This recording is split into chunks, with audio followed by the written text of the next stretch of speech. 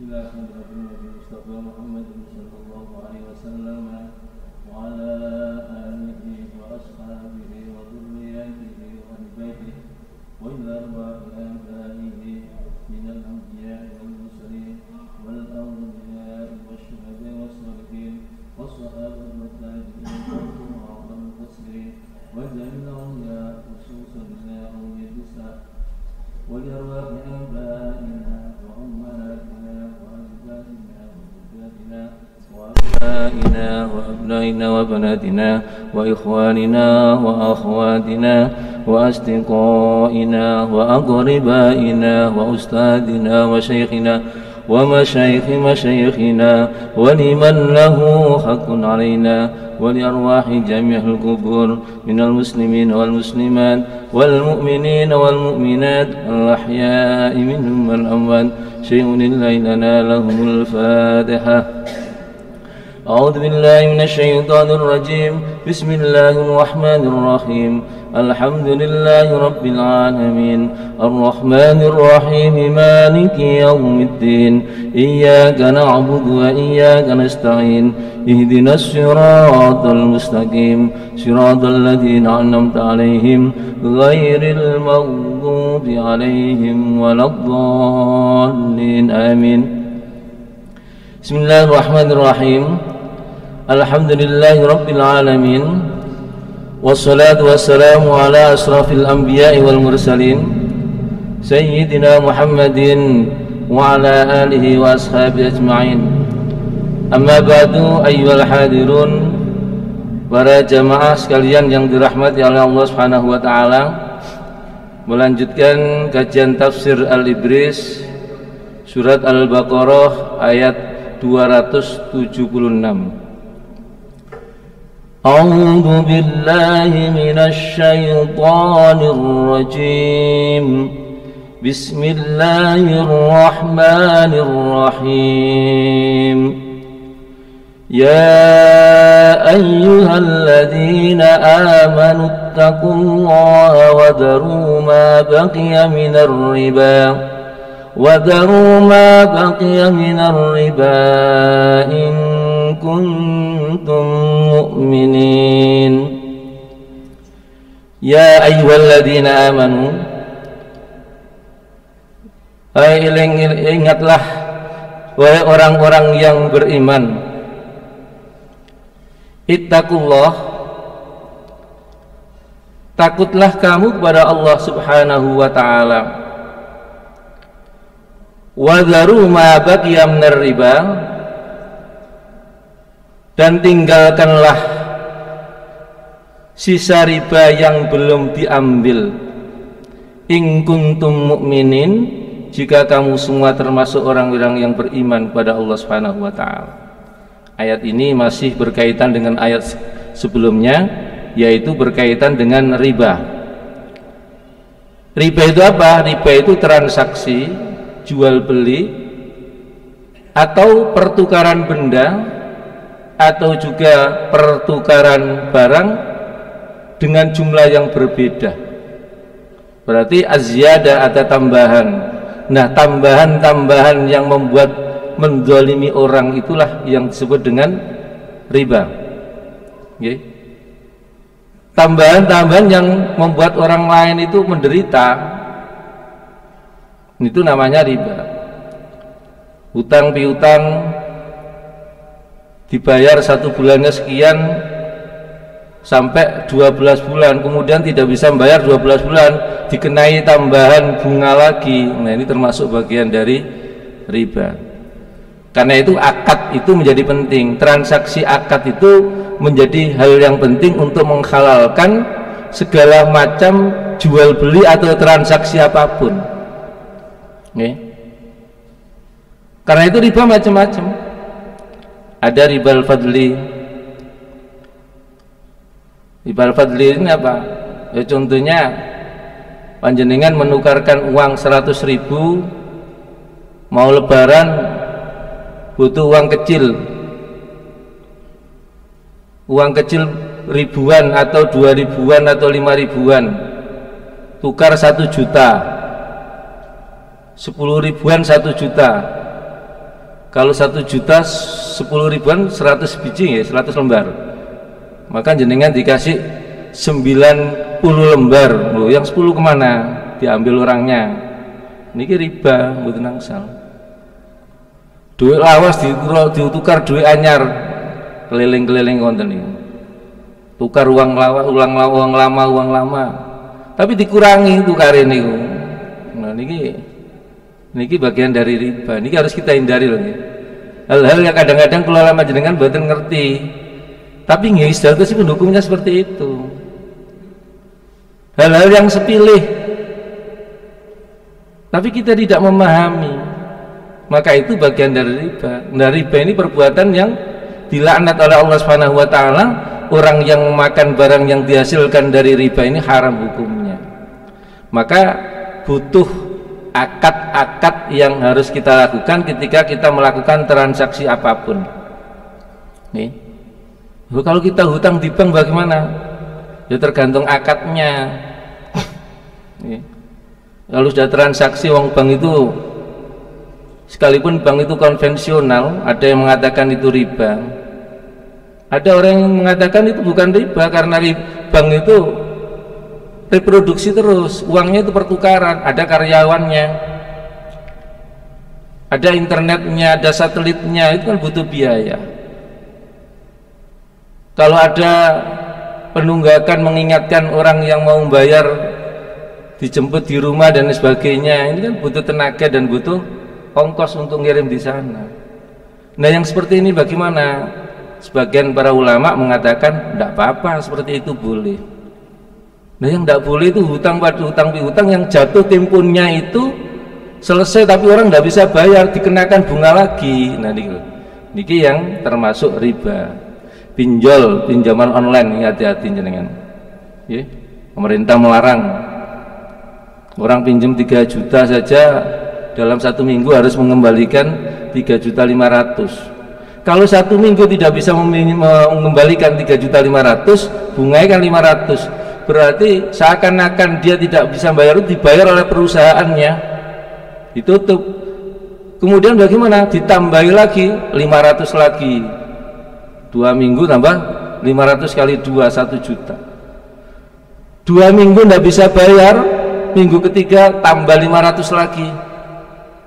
Sehingga 1 bulan itu utang 3 juta bisa menjadi tambah 2 juta menjadi 5 juta loh. Ini kan nekat loh. Sami kali rentenir niku.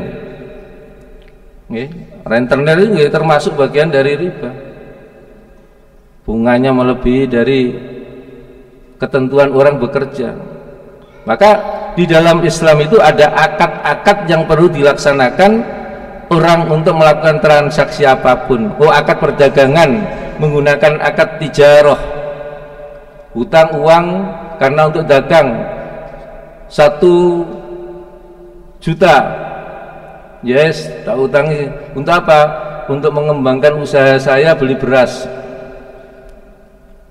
Tapi belikan beras dulu ya akadnya, 1 juta.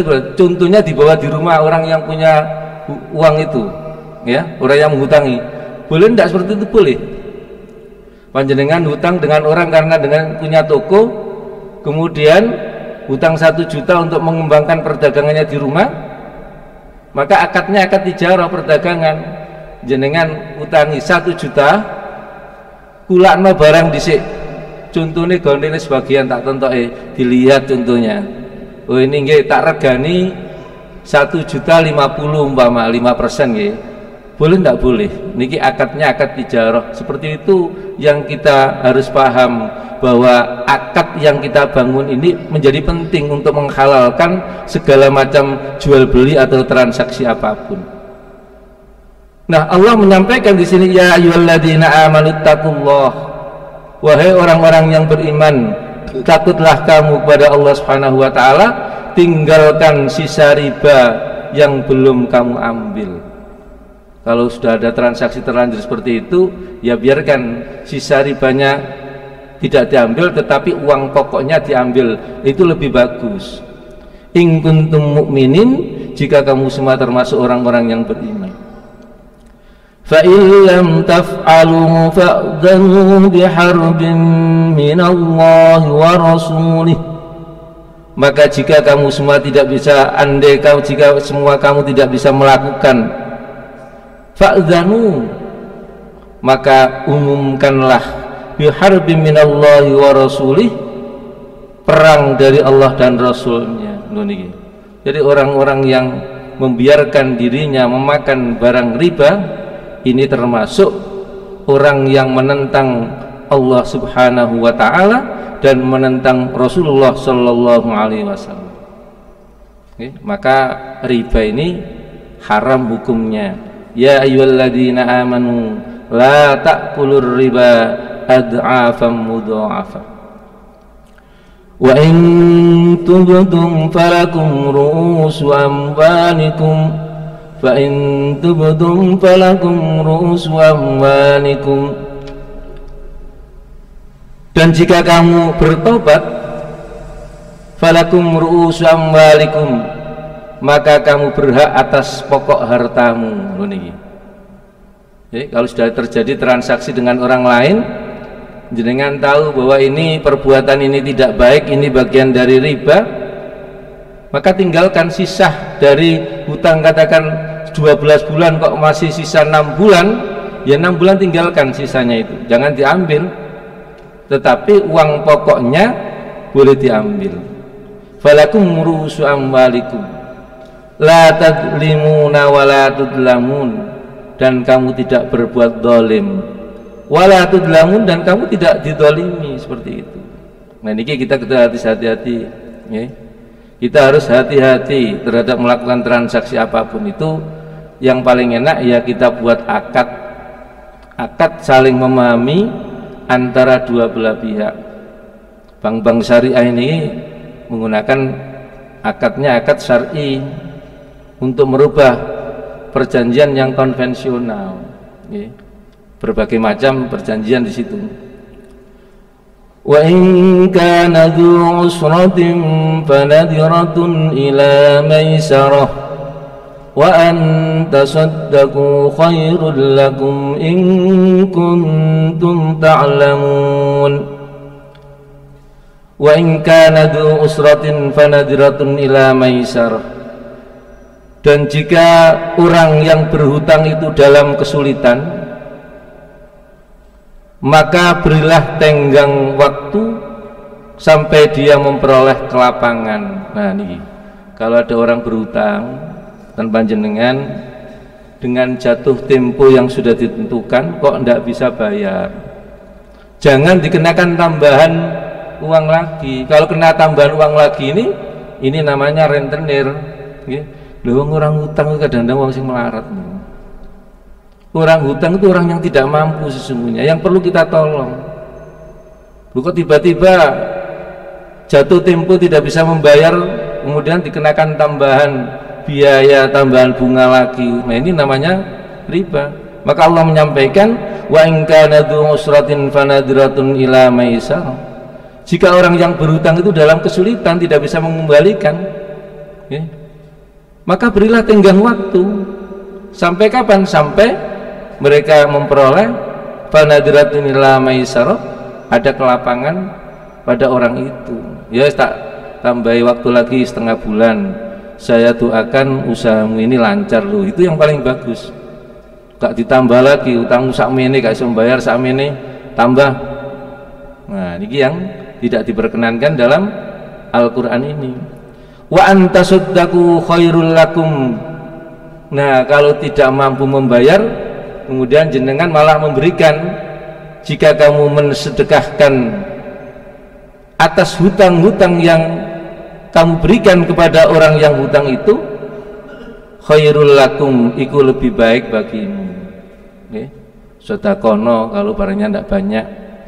Kalau uangnya banyak ya ditambah ditempo lagi, ya nggak boleh pakai bunga. Tambah bunga lagi, wong tidak mampu bayar loh, suruh nambah bunga lagi loh, dia tambah tidak mampu. Nah ini namanya zalim loh ya. Az-ziyadah di sini. Orang tidak mampu bayar yang sudah ditentukan, kemudian dengan ketidakmampuan bayar itu ditambah lagi bunganya. Ini kira menyekik nih. Ini dilarang kalian Allah Subhanahu wa ta'ala. Nah, menawi jenengan ada orang yang seperti itu, ya wis mampumu berapa nyauron aku. Nah niki lebih baik. Wa antasuddaku khairul lakum in kuntum ta'lamun, jika kamu semua mengetahuinya. Ini harus kita perhatikan. Nah orang hutang itu sesungguhnya kan orang yang sudah tidak mampu. Orang yang menghutangi ini berarti orang yang menolong. Maka dalam Islam tolong menolong itu sangat-sangat dianjurkan. Tolong menolong itu perbuatan terpuji. Berarti orang yang punya hutang, orang yang menghutangi orang yang terhadap orang yang hutang, ini bagian dari apa? Kebaikan yang dilakukan karena dia menolong orang. Ini merupakan akhlak yang terpuji yang harus kita lakukan. Ada tetangga kita tidak berkecukupan, hutangnya untuk makan, untuk kehidupan sehari-hari, untuk menyekolahkan putra putrinya. Nah menawi jenengan ada kelebihan, jenengan hutangi, insya Allah jenengan akan dilipat gandakan kebaikan panjenengan kalian Allah Subhanahu wa Ta'ala. Menolong orang yang dalam keadaan kesusahan itu luar biasa pahalanya. Insya Allah rezekinya akan dilipat gandakan oleh Allah Subhanahu wa Ta'ala. Sedekah itu juga luar biasa. Di ayat sebelumnya sudah saya sampaikan, ya, keutamaan orang bersedekah itu apa? Dihapus dosanya kalian Allah Subhanahu wa Ta'ala. Wa yukaffir ankum min sayyiatikum. Melakukan kebaikan-kebaikan yang kita lakukan itu bagian dari penghapusan dosa.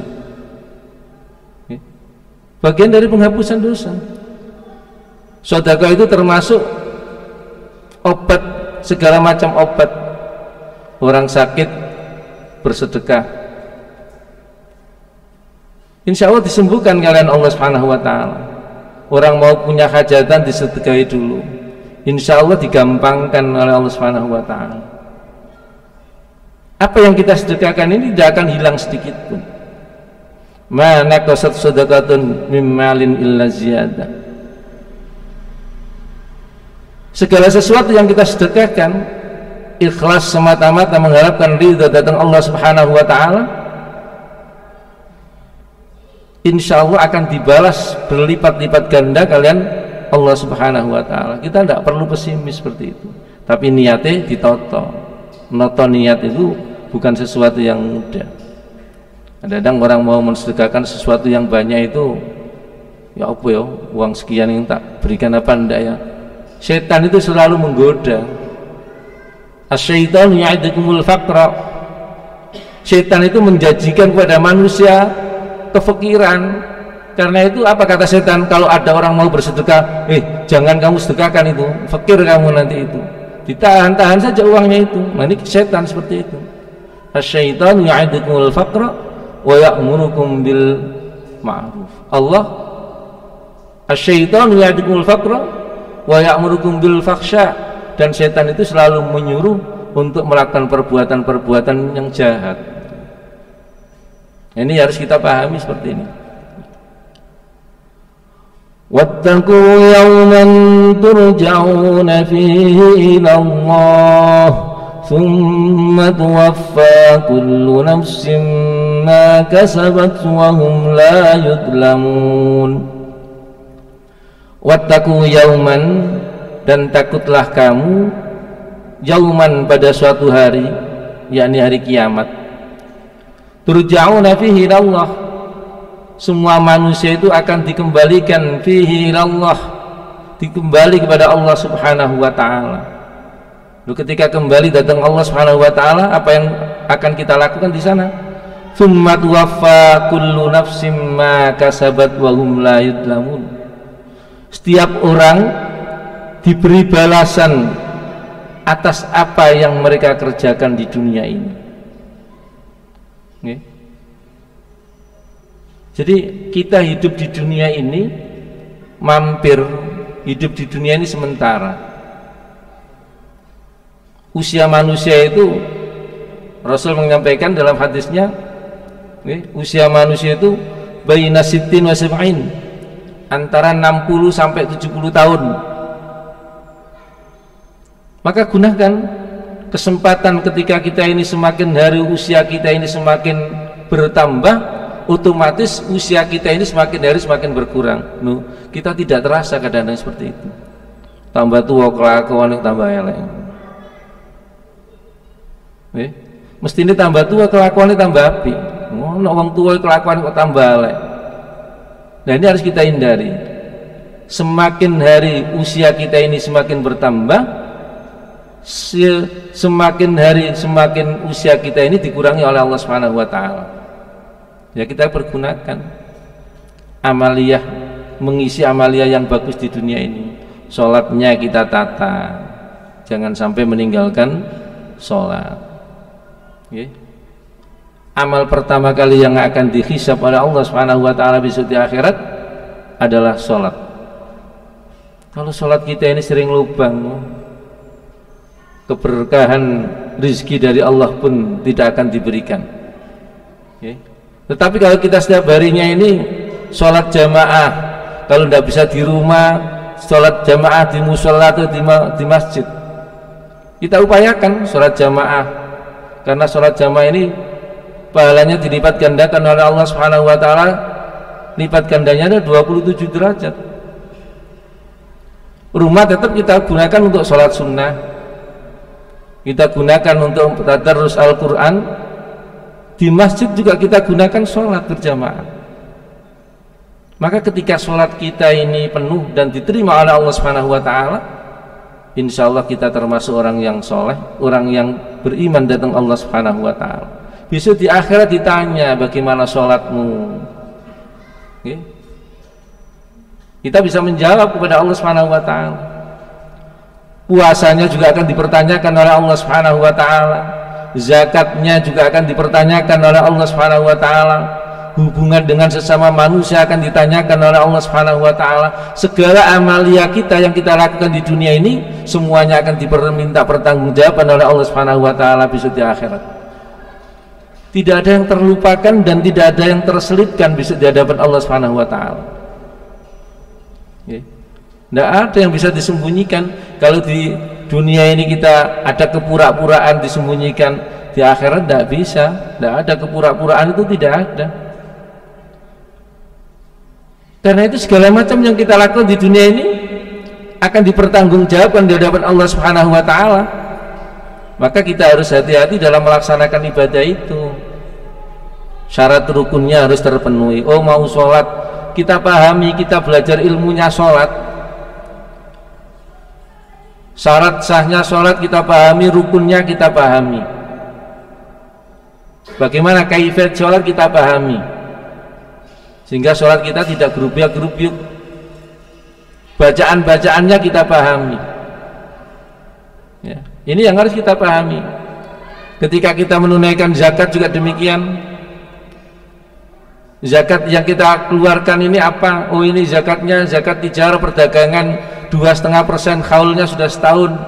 Oh, zakat pertanian, yang bertani, pertanian ini tak ada hujan apa dengan siraman. Kalau tak ada hujan, zakatnya adalah 10%. Kalau beras kurang lebih 553 kilo baru dikeluarkan zakatnya. Kalau zakatnya tak ada hujan tadi 10%, kalau zakatnya disirami zakatnya 5%. Nah, ini kita pahami. Yang ternak kambing umpama 40 sampai 120 zakatnya 1 ekor kambing. Nah, ini harus kita pahami. Yang ternak harus memahami zakat ternaknya, yang punya biji-bijian juga harus memahami zakat biji-bijian, yang punya perdagangan harus memahami zakat perdagangan. Semua ini akan diminta pertanggungjawaban oleh Allah Subhanahu wa taala. Sekecil apapun yang kita lakukan pasti akan dipertanyakan oleh Allah Subhanahu wa taala. Karena itu di dunia ini harus menanamkan kebaikan. Jangan membuat permusuhan dengan orang. Kalau disakiti orang, jangan dibalas untuk menyakiti. Ya.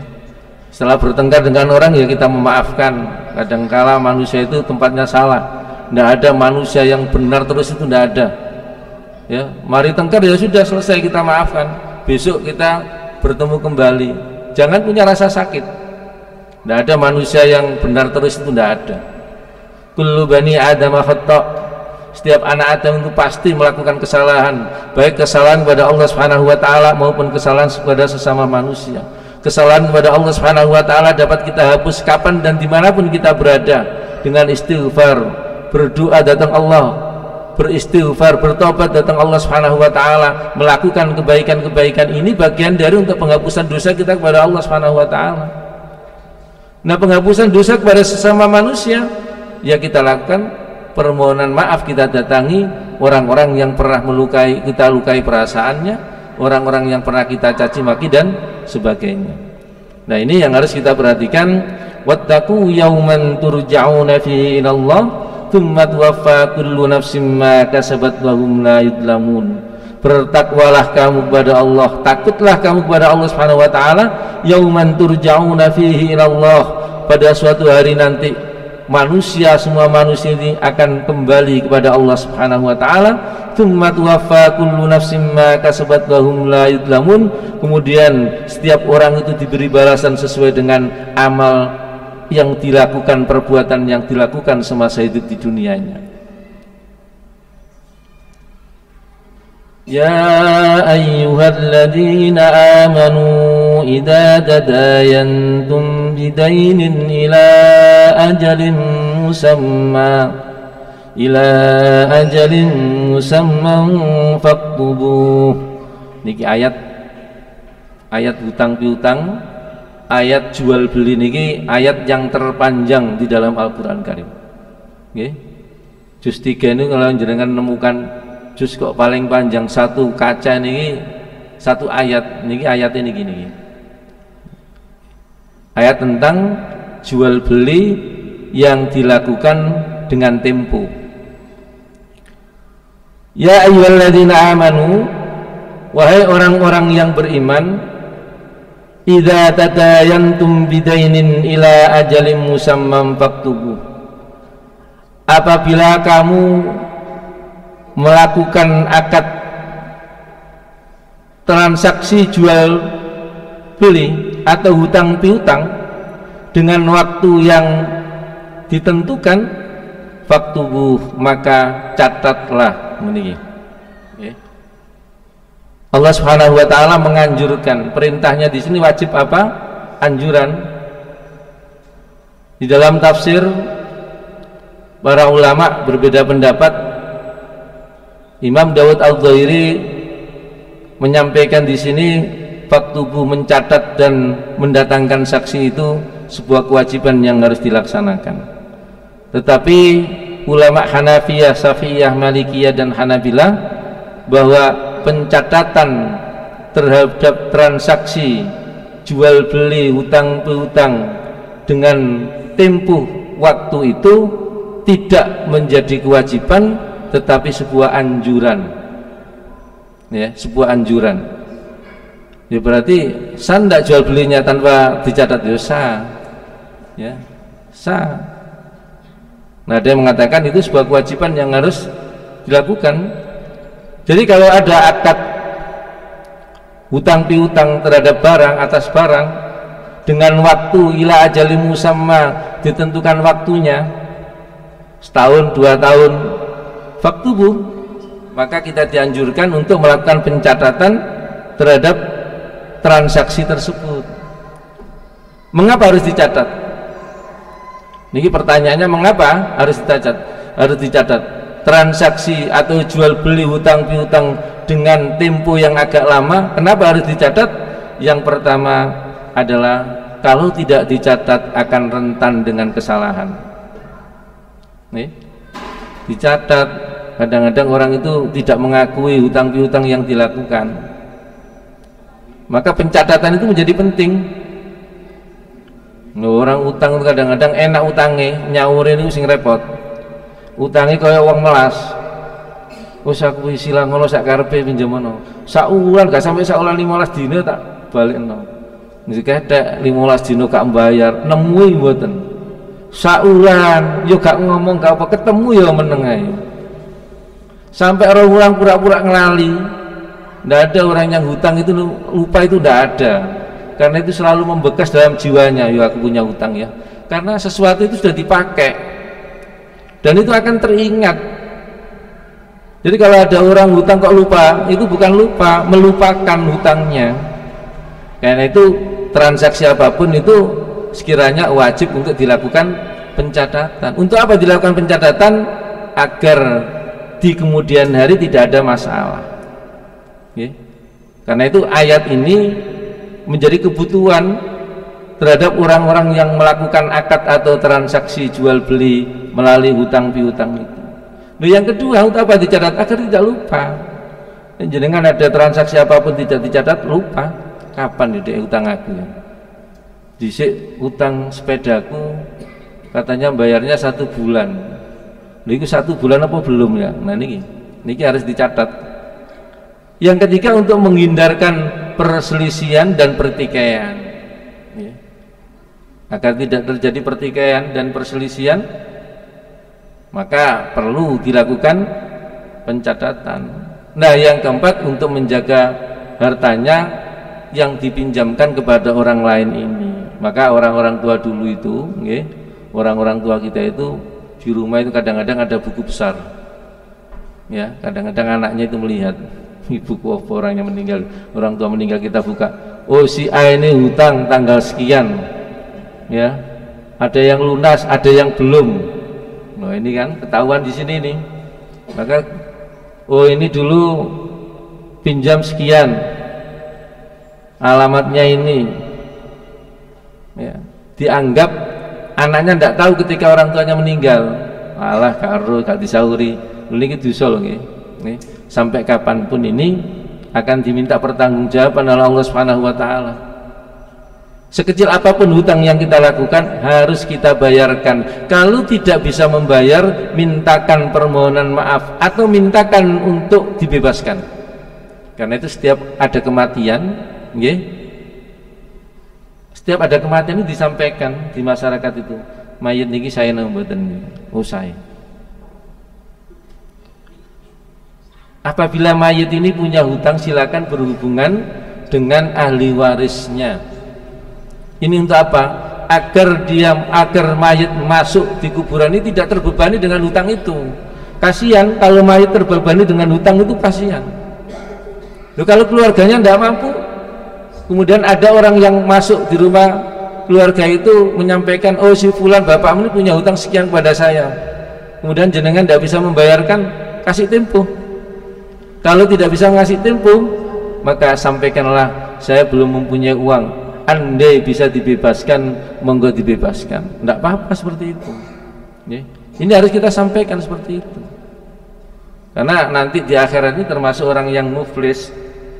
Jadi orang yang muflis itu adalah orang yang besok dibangkitkan oleh Allah Subhanahu wa taala pada hari kiamat dengan membawa amal kebaikan yang luar biasa banyaknya, tetapi dia juga dibangkitkan oleh Allah Subhanahu wa taala dengan membawa dosa-dosa semasa hidup di dunianya, dan dosa-dosa kepada manusia itu belum terselesaikan. Maka akan ditagih besok.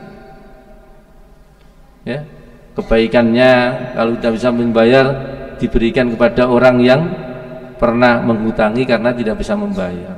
Oh, datang lagi orang lain menanyakan perihal hutangnya lagi, oh nggak bisa membayar, oh kebaikannya diberikan sampai habis. Datang lagi orang lain lagi menanyakan pernah melukai perasaan dan lain sebagainya, pernah mengambil haknya orang, kemudian amal kebaiknya habis, maka keburukan orang yang pernah dilukai atau diambil haknya ditumpahkan, ya. Summa turuha ilan nar, akan kemudian dilempar oleh Allah Subhanahu wa taala dalam nerakanya. Dan ini kita masuk orang yang bangkrut besok di akhirat seperti itu. Maka kulalan panjenengan sedaya, hidup di dunia ini harus hati-hati. Apa yang kita lakukan ini dilihat oleh Allah Subhanahu wa taala, sekalipun manusia tidak melihat, Allah akan melihatnya.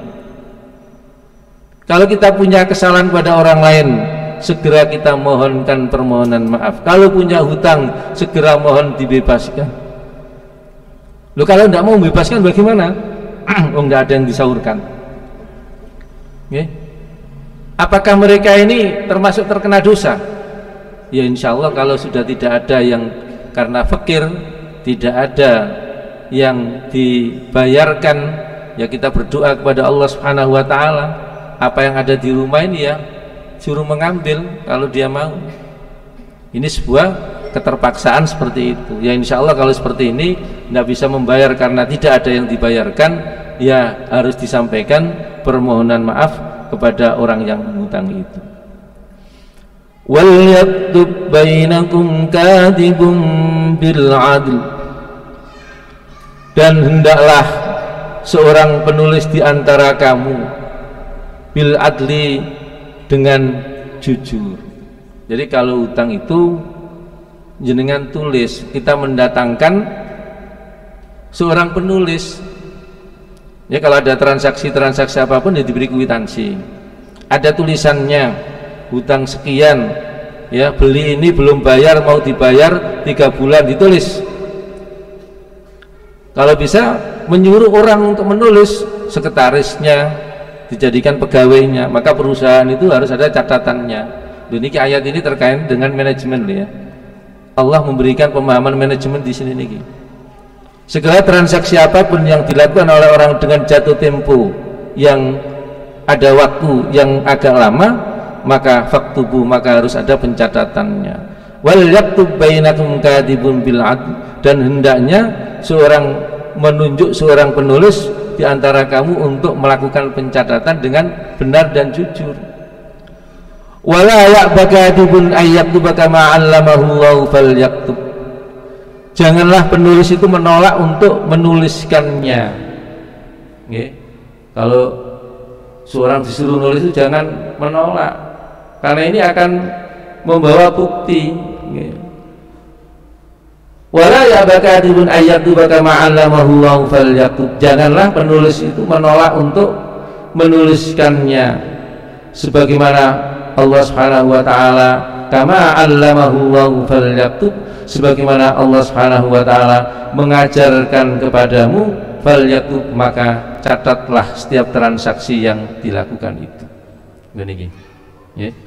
Harus dicatat. Yang pertama harus dicatat di sini.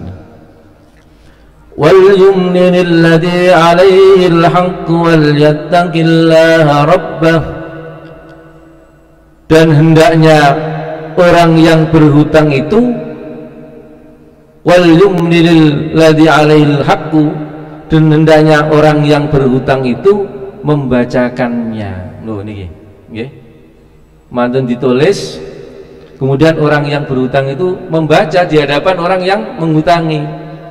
Pada hari ini si A, saya telah berhutang kepada si B dengan nominal sekian dan akan saya kembalikan pada tanggal bla bla bla bla, tanda tangan. Pada hari ini saya hutang sepeda atau hutang barang dagangan berupa ini, jenisnya ini, nilai uangnya ini, dan akan saya kembalikan dengan cicilan tiap 1 bulannya sekian selama 12 bulan. Ini harus ditulis, dibacakan. Ini anjurannya begitu. Kenapa harus dibacakan? Ini bagian dari ikrar, ya. Ini bagian dari ikrar hutang, harus dibacakan.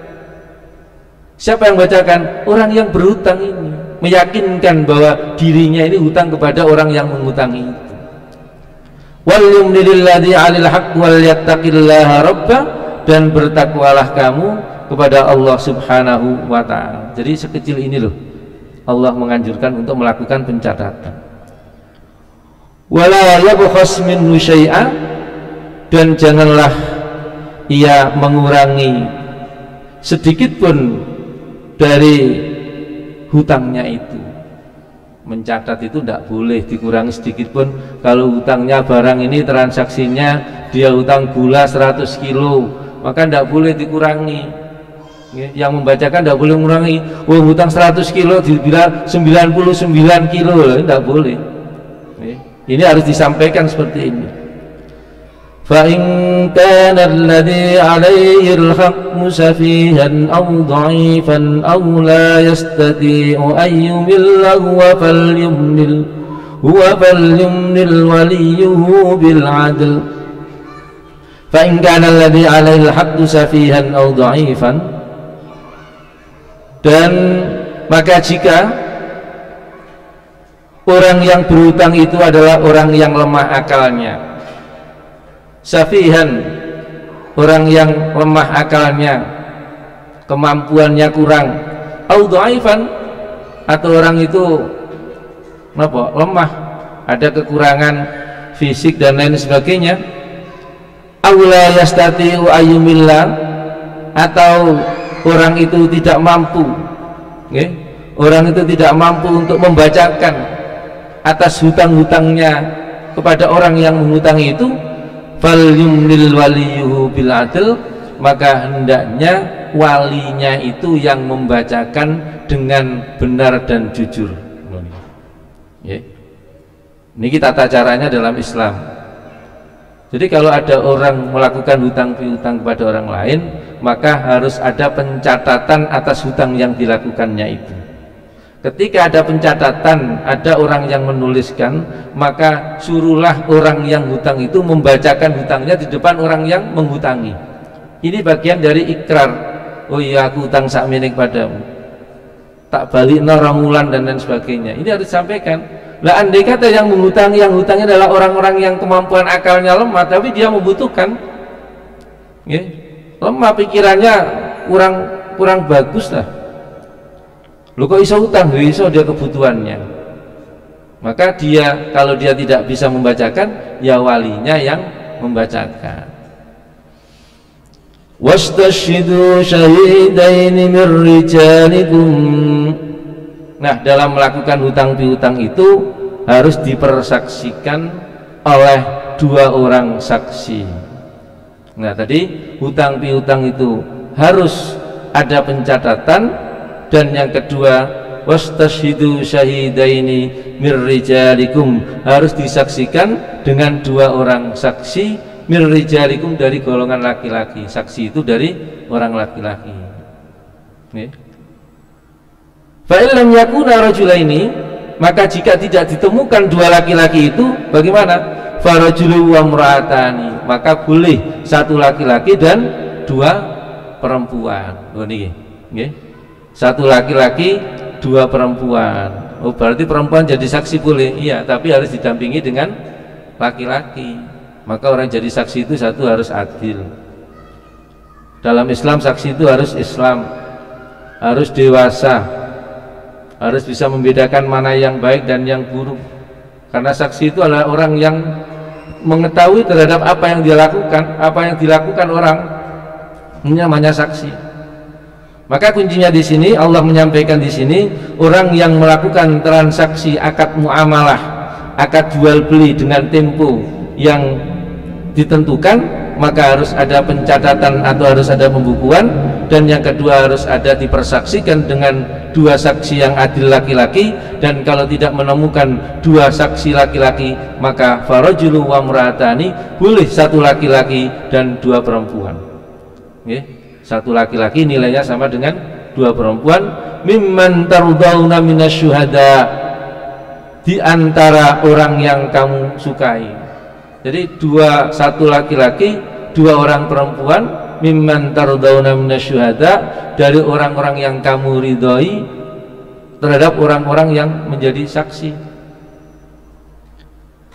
Antadilla ihdahuma, agar apa? Agar jika seorang itu lupa, antadilla ihdahuma, agar jika salah satu di antara keduanya ini lupa, fatudzakira ihdahuma al-ukhra, maka yang lain itu, saksi yang lain itu bisa mengingatkan. Nah, ini pentingnya ada saksi. Jadi kan kalau ada hutang piutang tidak ada saksi, oh bisa dikhelak nanti itu. Kapan aku hutang? Mana saksinya? Tidak ada. Loh ini hutang, ya tidak ada saksinya kok. Nah karena ini anjuran Allah Subhanahu wa Ta'ala seperti ini, agar manusia itu berhati-hati dalam melakukan transaksi di kemudian hari ini, tidak menimbulkan masalah. Banyak orang yang hutang menimbulkan masalah itu, dikejar kemana-mana, ditagih hutangnya, akhirnya dia mengatakan, mana sih saya hutang berapa sih, kapan saya hutangnya, karena tidak ada catatannya. Tetapi kalau ada catatannya, tunjukkan ini loh hutang kamu seperti ini, tanggal sekian kamu ini menghadap ke saya, yang menulis ini loh kwitansinya seperti ini, saksinya ini, ada saksinya. Lah orang seperti itu tidak bisa mengelak. Wala ya'bash syuhada'u idza matu, wala tas'amu an taktubuhu saghiran aw kabiran ila ajalih wala ya'ba syuhada'u idza matu. Dan saksi itu tidak boleh menolak apabila ia dipanggil. Kalau ada apa-apa saksinya ini terus menolak, enggak mau, enggak boleh. Saksi itu menghindar, itu enggak boleh. Harus dia memberikan kesaksian atas apa yang pernah dia lakukan. Wala tasamu an taktubuhu saghiran aw kabiran ila ajalih. Dan janganlah kamu jemu atau merasa bosan antak tubuh saghiran, ketika mau melakukan pencatatan saghiran terhadap barang yang kecil, au kabiran atau hutang yang besar, ila ajalih, untuk batas waktu yang ditentukan. Okay? Sekecil apapun transaksi yang dilakukan harus dicatat, apalagi transaksi yang sifatnya adalah besar, maka itu harus ada pencatatan. Untuk apa? Agar tidak terjadi hal-hal yang tidak diinginkan di kemudian hari. Dzalikum aqsatu 'indallahi wa aqwamu lisyahadati wa adna alla tartabu. Yang demikian itu adalah lebih adil di sisi Allah Subhanahu wa taala, sehingga tidak ada konflik di kemudian hari. Wa aqwamu lisyahadati, dan yang demikian itu lebih dapat menguatkan kesaksian. Wa adna alla tartabu, dan lebih mendekatkan kamu kepada ketidakragu-raguan, sehingga tidak ada keraguan-raguan. Illa an takuna tijaratan hadiratan, kecuali napa niki?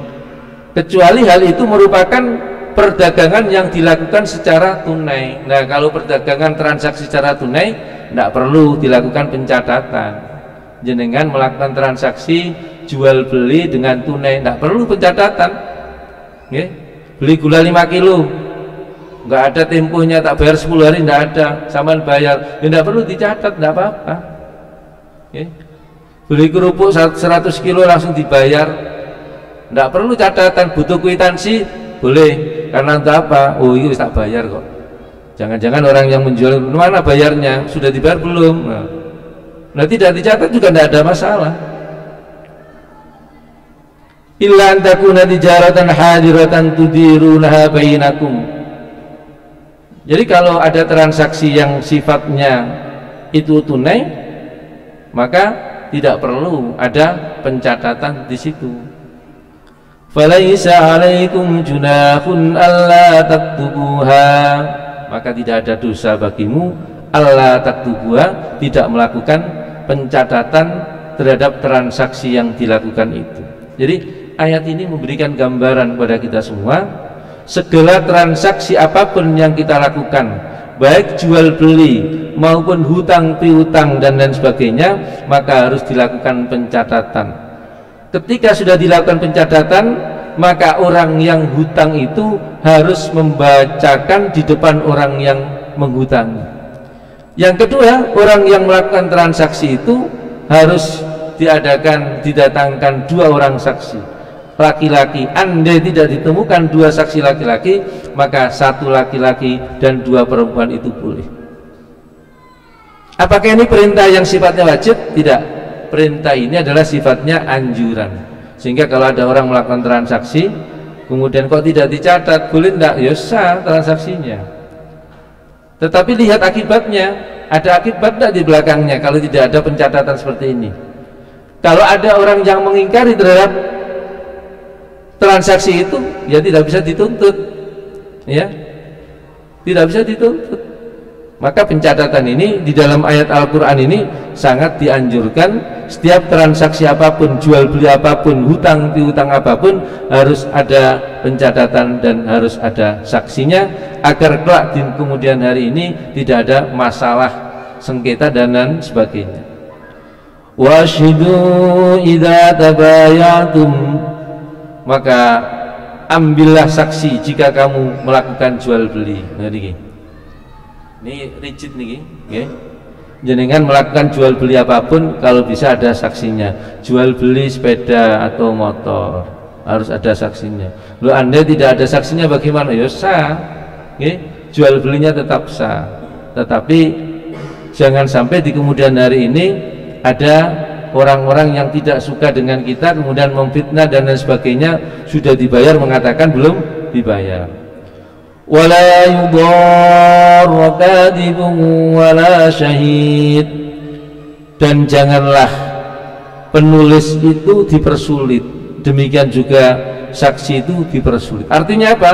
Penulis dan saksi itu saling sulit menyulitkan, ini tidak boleh ya. Mau transaksi ini saksinya tidak mau transaksi seperti ini tidak mau ditulis dan lain sebagainya, ini kan menyulitkan ya. Maka saksi dan penulis atau katib ini harus saling memahami dan saling mengerti. Wa in taf'alu fa innahu fusuqun bikum. Wa in taf'alu, jika mereka tidak melakukan, fa innahu fusuqun bikum, maka dia termasuk orang yang fasik kepada Allah Subhanahu wa taala. Wattaqullah, dan takutlah kamu kepada Allah taala, wa yu'allimukumullah, dan Allah telah mengajarkan kepadamu semua, wallahu bikulli syai'in alim, Allah Subhanahu wa taala mengetahui atas segala sesuatu yang kita lakukan. Jadi ayat yang panjang ini berkaitan dengan akad muamalat atau transaksi manusia satu dengan manusia yang lain terhadap apa yang ditransaksikan itu harus dilakukan pencatatan atau penulisan dan harus didatangkan dua orang saksi laki-laki. Ayat ini memberikan pemahaman datang kula lan panjenengan sedaya, pencatatan terhadap transaksi jual beli muamalah yang lainnya itu adalah anjuran dari Allah Subhanahu wa taala agar kelak di kemudian hari ini tidak terjadi sesuatu menjadi sengketa.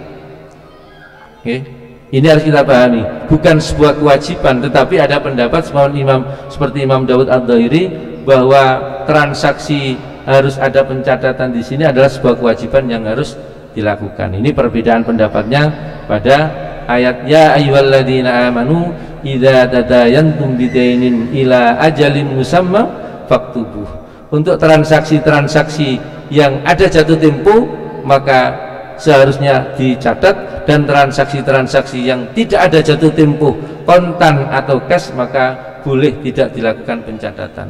Mudah-mudahan Allah Subhanahu wa taala memberikan pemahaman datang kulolan panjenengan sedaya sehingga sedikit 3-4 ayat ini bisa kita pahami dan kita bisa amalkan dalam kehidupan kita sehari-hari. Al-Fatihah.